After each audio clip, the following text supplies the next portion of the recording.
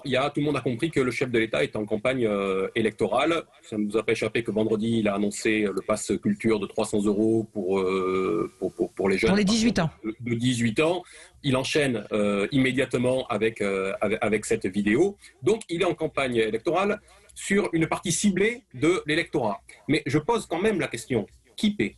Qui paie cette campagne électorale aujourd'hui, sinon nous autres, les citoyens, une campagne électorale, et c'est là qu'il y a une rupture importante qui s'opère, qui est dépourvue du politique.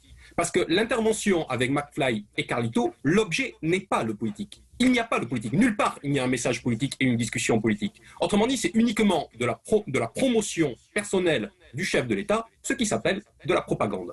Ça, c'est le premier point.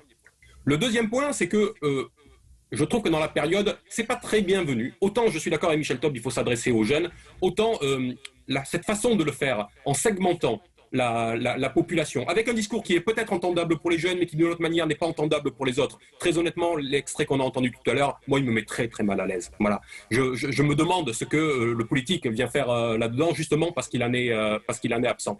Eh bien, les jeunes, il y a autre chose à leur dire. C'est une façon aussi de mettre sur le tapis les vraies problématiques des jeunes qui n'ont pas été abordées dans cette émission, qui est la question du logement étudiant, qui est la question des files d'attente pour se nourrir, de la souffrance de tous ces jeunes qui font actuellement leurs études. C'est une manière d'évacuer tout ça et finalement de travestir la réalité de cette jeunesse. Et puis c'est mépriser les jeunes, parce qu'il y a d'autres jeunes qui disent des choses intéressantes aujourd'hui. Des influenceurs qui parlent à la jeunesse, il y en a d'autres, hein, et qui essaient d'élever le niveau de conscience dans la diversité des opinions des uns et des autres. Mais il y en a, je sais pas, prenez Tatiana Ventose, mais c'est pas Tatiana Ventose qui a été voir le chef de l'État, il a été voir des influenceurs qui ne peuvent pas lui apporter de contradiction sur le terrain du politique. Et puis dernier point, et je m'arrête là, c'est que, je viens de le dire, à un moment donné, on est purement sur des techniques de marketing pour viser ce qu'on appelle l'engagement, c'est-à-dire essayer de faire des vues, de rapporter du monde là-dedans. Mais pour faire ça, c'est la parole politique elle-même